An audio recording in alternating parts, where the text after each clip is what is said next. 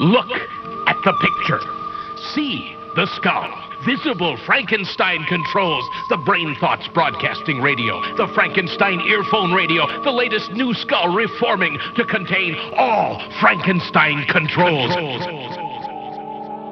Welcome to Frankenstein Control. Thanks again for spending some of your fleeting downtime with us, instead of resting in preparation for another day of thankless, ceaseless toil enriching our corporate ultra-class. Hooray! God bless America. In fact, in line with that, let's hear a word from our sponsors. We're brought to you tonight by IKEA. More on that in a bit. We're also brought to you tonight by the Salvation Army. Grand. This holiday season, like every year, the Salvation Army will have their signature army of bell ringers dressed like Santa, stationed in strategically inconvenient locations at supermarkets, restaurants, and marijuana dispensaries nationwide. These tireless volunteers, officially called the Klauswaffen, are specially trained to make eye contact and initiate conversation with the socially anxious, so as to most effectively extort the petty cash shame donations the organization subsists off of. However, they want to remind everyone that this isn't the only way to donate. Clothing, especially socks, is often the most badly needed and most overlooked charitable donation, and the Salvation Army wants to encourage you to drop off any unwanted or unused articles at your local chapter for a tax-deductible receipt, with the bonus goal of making room in your house for all the wonderful new gifts you're sure to get this Christmas. They do, however, want to include a caveat request here that you refrain from donating anything, quote, too gay. All Salvation Army chapters have a life-sized, full-color cardboard cutout of Elton John in the employee side of their receiving bays, and all clothing and accessories are held up to it and checked. If it looks too much like something he's wearing, the item in question is discarded into the queer bin, where it is later handed off to SpaceX for launch into orbit. Wow.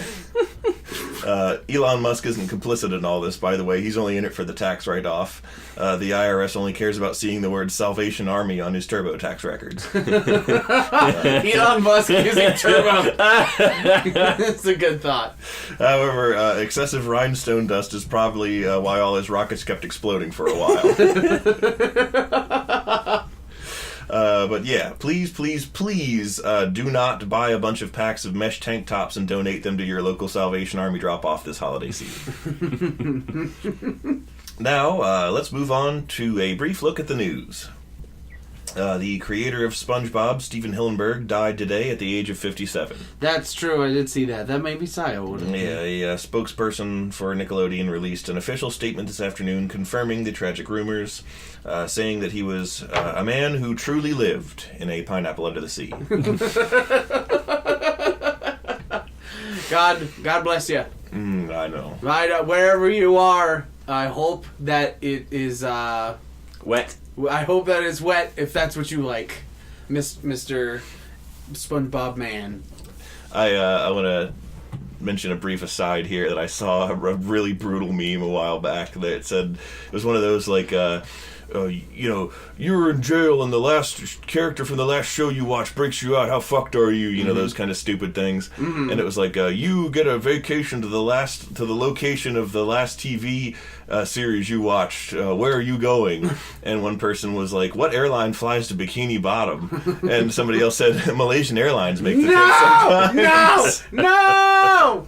Oh, tragedy. There's so much tragedy. I laughed at that. You are a soul bereft of empathy. Of course I am. The term is sociopath. Oh, you're not a sociopath. Jake Paul is, according to Shane Dawson. Ooh, topical, got him. I don't know who any of those people are. YouTube culture, don't worry about me. So moving on to just another brief headline here. President Trump's son-in-law, Jared Kushner, is set to receive a major award later this week from Mexico, of all places. Ashton Kutcher? Yes. The award is said to be the highest honor that country is able to bestow upon non-citizens. I greatly look forward to seeing clips of the ceremony on the news, where I'm sure Mexican President, I think his name is Enrique Peña Nieto, No, that's an 8. Will struggle valiantly to keep a straight face as he drapes a sash around an oblivious and proud Kushner, which reads, "Yo soy el frito bandito."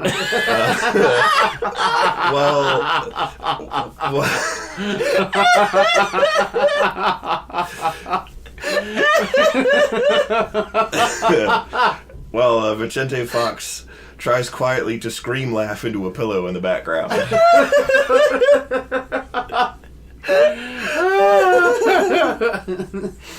Alrighty, over to you two. Oh, welcome yet again to the control of Frankenstein. All of you at home, welcome to my neckbeard nest of fun. I'm your host. 15 Chinese food containers stacked in the corner. Taylor Russell. To my left is Ada Ship. I'm Ada. I'm a garbage bag filled literally with nothing but candy wrappers. Sitting outside of your door for a week. Yes. Maybe even still there. Oh, it's still there. And in front of me, as always, is Beer Eye. I'm Beer Eye. I'm an extra large, forgotten about, what were those things? I can't even remember what they're called, but they're like the off-brand fruit-flavored Tootsie Rolls. Oh! I'm a vanilla one of those. Oh, but I like those. Yeah, those are the only good ones. I know. Tootsie Rowlands. I don't know. I'm also partial to the reddish pink ones. They're okay in the absence of the blue ones. The blue wrapper. Packaged ones. That's a vanilla one. Blue wrapper, and then like completely, absolutely, 100% color match to semen color when you unwrap them. Yeah, that's not inaccurate. Listen, I got some at the beach. We were there's an arcade in Bethany where we go to, and we got a shitload of tickets, and one of the few things we could buy with the shitload of tickets we had, because you need an absolute fuck ton of tickets to get anything good. Yeah. But we got like a glow-in-the-dark skeleton of a dino and like a small half handful of those white Tootsie Rolls with the blue wrapper. You'll get a whole handful of these candies, and you're like, awesome, I have huge hands. And you're like, no, baby hands McPherson's gotta go get them.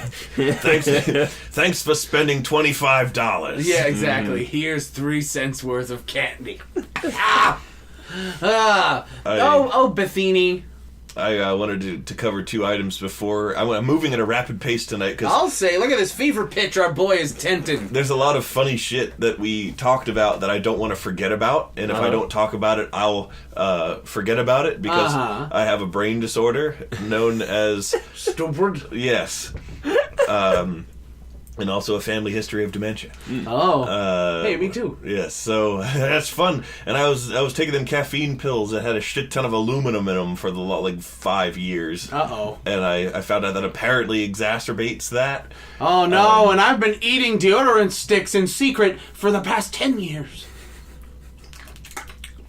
Anyway, Beer Eye, please continue. Come to think of it, I've never seen you when you weren't doing that, and I've known you for 10 years. Well, speaking of self-deprecating, disgusting jokes about oneself, there's something you said earlier today when we were talking with some of our coworkers, and I believe we were discussing the quality of that cake that was left in the kitchen. Yes. Somebody left a cake in the kitchen at work today. That amazing diabetes cake. It was really fucking good. I loved it. It was a chocolate cake, and many comparisons were made to the simultaneously extremely disgusting but also extremely delicious looking cake from Matilda that the kid has to eat in the end of chocolate cake. It was good as fuck. And Taylor was saying, as an expert, as a fat man, I have to say this cake is extremely good. And it gave me the mental image of a serious thing from the news, either local or whatever, where the issue is not food at all; it's something else, and they're consulting a gentleman about it who is on the portly side, but he is wearing glasses and he's well spoken and clearly is very knowledgeable and educated about the subject at hand. But he's credited, how they have the scrawl at the bottom. Yeah, the lower third. Yeah, where it just says his name and then comma fat man. I hope that is my dream someday to be on the news. It's like Taylor Russell, and whatever they were interviewing me for is not important at all. They just labeled fat dude. Mm-hmm. The our article I wanted to get to before I forgot about it was when I came in to record tonight, Ada greeted me wearing, which she's still wearing. Yes, I'm still wearing. Right now. A velveteen Dracula cape with a hood. It makes me feel powerful. And describe how this came into your possession, just briefly.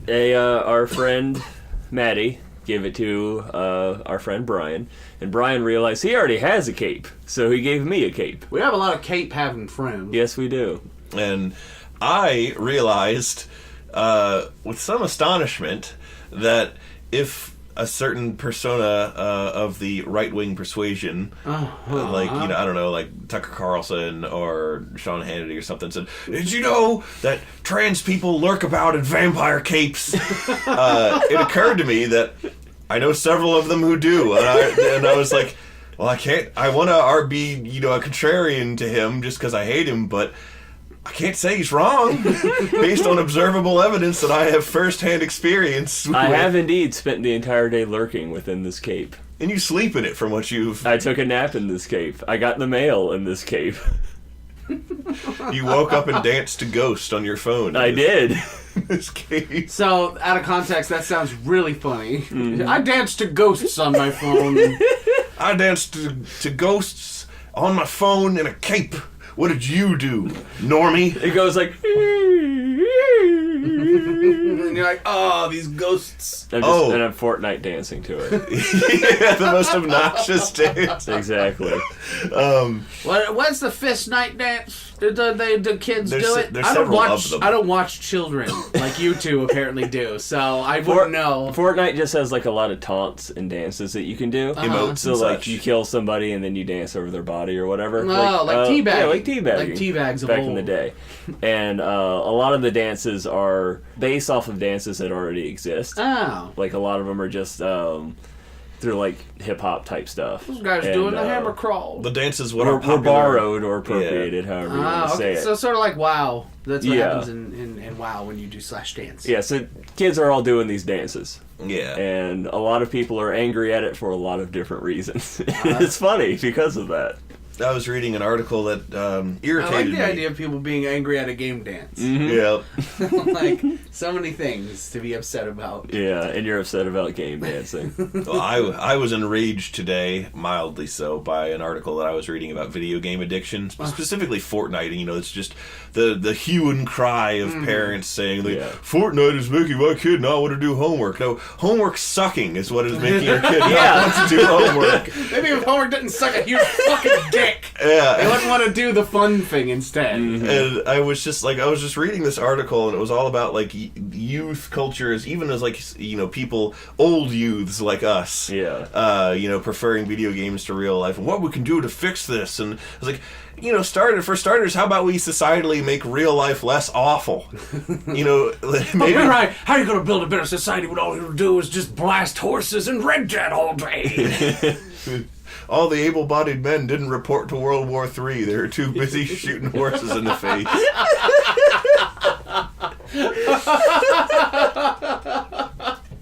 That's good. Yeah. I know not what weapons World War III will be fought with, but World War IV will be fought with... I don't know if Sticks and stones. No, what's a good Red Dead reference I can use? Oh, with that friggin' broken pirate sword that's hard as hell to find as an Easter egg that I haven't been able to find. Oh, see, thank you, Beer. I thank you for auto-completing my statement. We'll get back to that whole issue in just a moment. Another thing I didn't want to forget about was IKEA. Yeah. Oh, Yeah, talk about that. Yeah, well, they are a sponsor of this sponsoring us. episode. They'll be pissed if we don't mention them. Exactly, which is why I didn't want to forget. So we did our little goof about with the BIMF a few episodes ago. The beloved BIMF. And in that time period, Lissa and I actually went to an IKEA for real. It was horrible. Oh.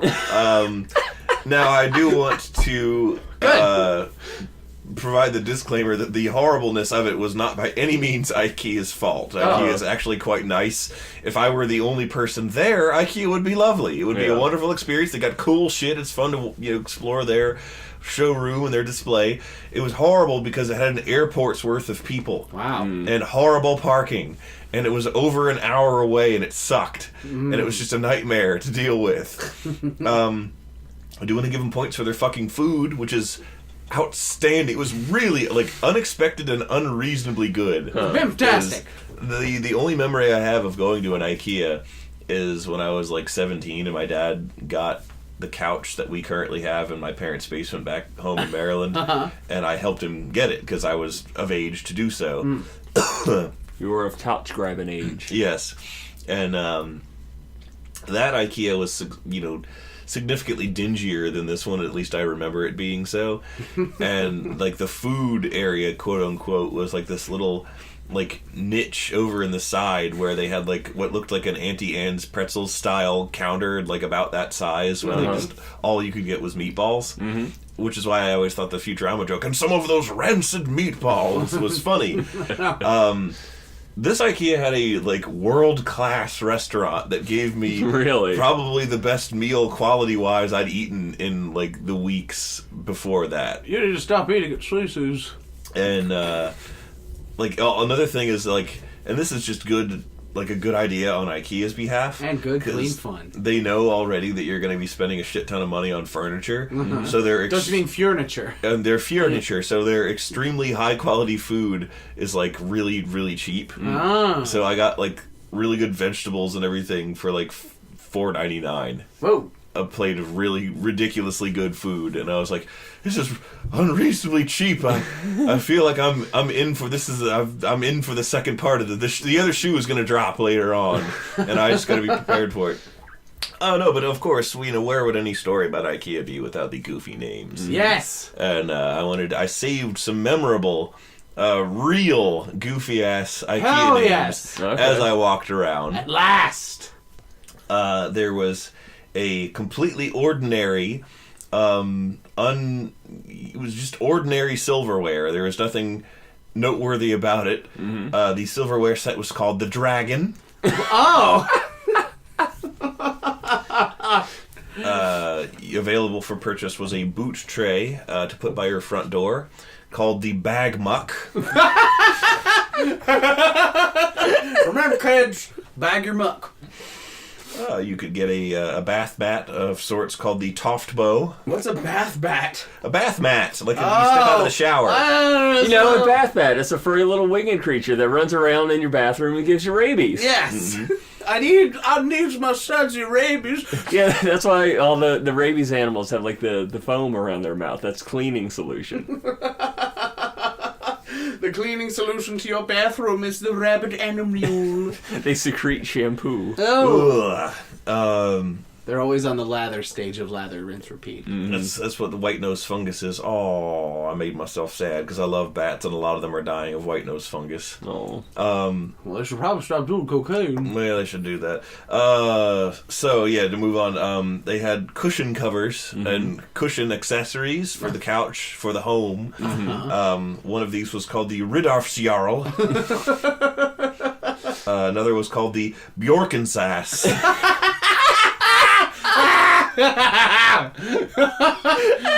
That's when you get bag-mouthed by Icelandic entertainers. You're like, I'm had it with these Bjorkensass! The weirdest thing they had were these, like, weird ovoid receptacles you could, like, put on the wall and pee into. What? What? They Excuse me, no, I've not moved past. What? Describe this again. My brain didn't work. It was an ovoid white object, appeared to be made of porcelain. You could pee into it. Other people were. It was in a setup called the men's room. Oh, you son of a bitch! You stupid. I hate you. Making me look like a dummy. You making me look like a bimf. Like a dummy spelled D-U with an umlaut over it, M-M-Y. Dummy.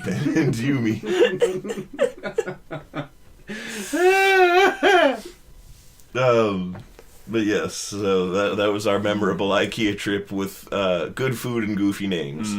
And then Alyssa and I got mad at each other about something. I don't even remember. Couples don't go to IKEA and not have a mild argument. Yeah. So IKEA, fight here.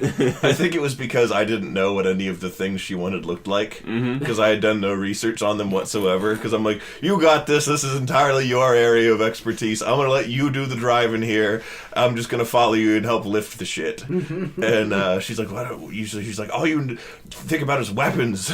You don't know about any of the practical things that go in our home. You only know about weapons. And I was like, yeah.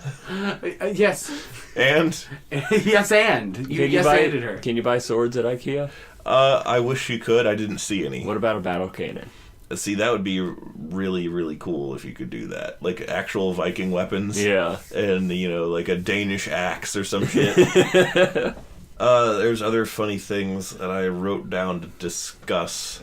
What is it called that I'm going to swipe a bit from John Hodgman and say that articles on the docket tonight because he does a court-themed podcast. Yeah. Oh, that's right. It does Judge Judy, the untold story. There was something I saw that a buddy of mine posted on Facebook that made me laugh at real hard today. And this particular friend of mine he's really, really good at just posting shit, like, he finds the weirdest stuff post out of context. Oh, fantastic. And it's so funny. I love that. Today he had posted what is evidently from some game, because the graphics, it was pixelated, it wasn't quite 8-bit, I would say it was more probably from, like, maybe the N64 era of gaming, but it looked like an... So it's polygonal. Yeah, and it looked like a mission complete, picture that you would get after beating a level. And it was like RoboCop's like sternly ambivalent face with the words, well done, you have destroyed the city. That's a good cover photo. Right there. I thought that was pretty funny. I want to make a special shout out to our Facebook friend Nicole, who has just been providing me lots of unexpected fits of giggling throughout my day when I scroll through my book of face. And on occasion I'll scroll past her newly updated cover photo, which is a picture of Data from Star Trek with this smug look on his face. And he's in this like romantic, almost dinner restaurant like lighting, and he's wearing a cowboy hat. And the text on it in Star Trek font simply reads, "Hold on there, partner. You're just gonna scroll by without saying howdy." And it's been the funniest fucking shit. It just keeps appearing in my feed and it makes me laugh every time. RedDeadRedemption.jpg. Antagonize. Bah. Press X. I don't know what button you press to antagonize in that game. There's there's all kinds of creepy Easter eggs in that game. Like Easter eggs? I found a UFO. Wait, really? Yeah, for real. There's evidently, and it's like stop listening for about 50 seconds if you don't want spoilers. I'm going to try to make this as light on the spoilers as possible. But there's evidently an area in the bayou you can have an encounter with creatures or people known as the night folk. If you are in the swamps at night. And they're apparently zombie-like, and it's real scary and surprising. Oh, what? Ah, that's cool. And there's other scary Easter eggs, too, that I'm very interested in finding, but also frightened to find. It's like part of me wants the experience of finding them on my own and being completely unprepared for them, and the other part of me wants to Google where they are and how to get to them. And you're gonna go up to like the big like Colorado-esque like Sierra Mountains. It's like all icy and shit. And you'll find a cave, and just at the end of the dark cave, you just see very faintly, very distantly fucking Captain Howdy's face. No! Oh, that's less funny and actually way more scary. Well, of course, you can you press L2 to regard it, and then if you press greet, Arthur goes, "Howdy!" "Howdy, Captain." Does he call people Captain? No, but he would refer to Captain Howdy. Oh, Howdy, Captain. Okay, yeah. I was like, that's a cute new thing that I've learned about cowboys today. They called people Captain. An actual like a grisly encounter that I had in that it was a random encounter with a stranger that I had. It was with a bear. A grisly encounter. Well, this guy may have had an encounter with a bear because I was riding out of town. and this guy was riding into town, and he was like slumping in the saddle real weird, and all of a sudden he just reels sideways and falls off his horse and rolls on the ground, and he's like, oh, he's like groaning. So I was like, holy shit, that's something. Let's see if I can interact with this guy. Yeah. And I got off my horse and I went over to him, and you could talk to him, and he's like, oh god, I'm dying. Oh god, and Arthur's like, holy shit, partner, you're fucked up. And Actual line from the game. looks like you're fucked up in the game there, partner. Looks like something rustled your jimmies quite hard. And so he's like, take me to the doctor. And obviously you can choose to help him or not help him. I chose to help him. And I got like a mission marker quickly to like the closest doctor, which is in like the largest city called Saint Denis, which is like a Louisiana allegory. And so I put him on the back of my horse and I rode there as fast as possible. Only ran over one person by accident and got a brief wanted level, which fortunately didn't interfere with the completion of the mission. I saved him in time. I got him into the doctor's office because I rode really, really, really fast and recklessly through the streets, populated by people and children. And Are there children in that game? there's a few. Oh my goodness. Well, they're like they exist in canon, but they're mostly in cutscenes. Okay. One of those whole deft dodging. Deft dodging of child murder. Yes. Because you either have dead children or invincible children. And nobody likes either of those. Exactly. Or you haul off and you're that Star Wars game where you could straight up murder children. That's true. There is that game too. But anyhow, I dragged him into the doctor. The doctor's like, holy shit, he's badly injured. Let's get him to the back. I gotta, get him some laudanum or whatever the fuck they used in these times. So, I gotta get this man some cocaine. yeah, we need something healthy for children like cocaine. That'll calm the nerves. Coca leaves where that arrow's Pedialyte. Yeah, for real. And so, the mission ends, and you got him to the doctor successfully. Here's $20 and some honor points towards your charisma, because you helped a guy. And I've watched them after the cutscene, or it wasn't even really a cutscene. Just you drag him into the doctor helps him. He sits in the doctor's chair, and I stayed in the room. The mission was over, but I stayed there. And he's like, so the doctor turns to the guy and he's like, "This is pretty bad. This is badly infected. I'm sorry, I'm going to have to amputate." And the guy's like, "What are you saying, partner?" And he jabs him with a needle, and he's like, "That'll put him out." And the guy slumps over unconscious. And, usually it's you can move on now, the area becomes closed off, and the NPCs sort of vanish into the code or whatever. That's what you're expecting. Yeah. Vanish into the code. Well, you know what I mean. Yeah. They mill about and, stop doing the thing because you're not supposed to interact with them anymore. Yeah. And, You don't have to go, but you don't have to talk to me anymore. exactly. But I stuck around, and he did the amputation. Oh. Wow. He did it right in front of me. He pulled out a bone saw and cut the guy's arm off, and then slumped wearily into a chair, and there was blood all over the floor. And I was like, they actually included that. He really did the amputation. Holy shit. Wow. What other game wouldn't just end the mission there and force you out somehow? Staying around and watching it was a thing you could do. And that was mildly mind-blowing. Next time you go into town, new mission's going to open up being like, "Help, partner, you got to help us." And you're like, "What's that? What's going on?" And they're like, "A whole town's been besieged by a secret crawling terror. We call him Timmy, the one-legged taint toucher." And you got to take down the mysterious Timmy, and it turns out it's the man you saved. You created a monster.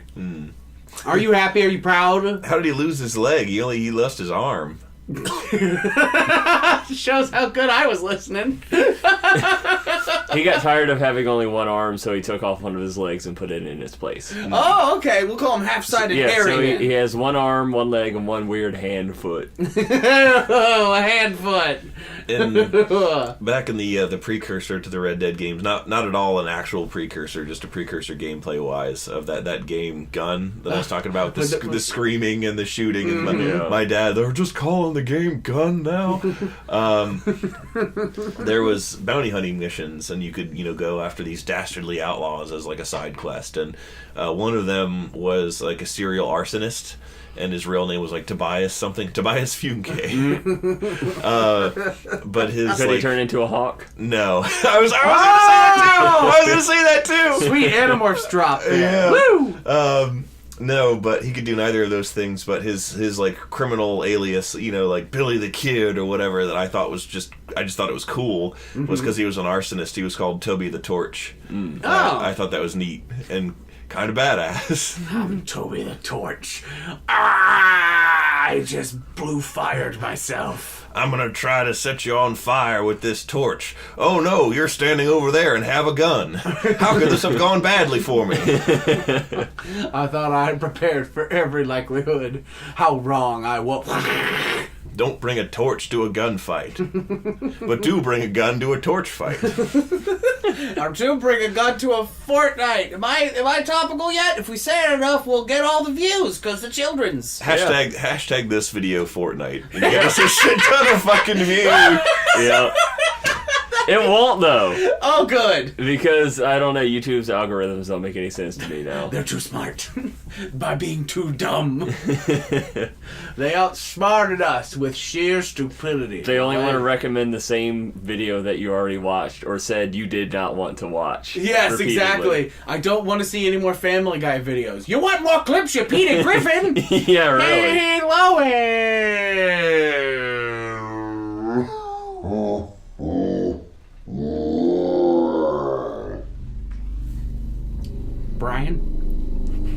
Brian, it's just you and me here now. Brian Paris. How the hell are you? That's right, Brian. I know your real name. I know your last name, Brian. It's Brian Paris. You're on a terrible podcast called Frankenstein Control. And you're still a liberal mouthpiece. Well, Peter, I have something that you'll never, ever get. What's that? Someday I will be allowed to die.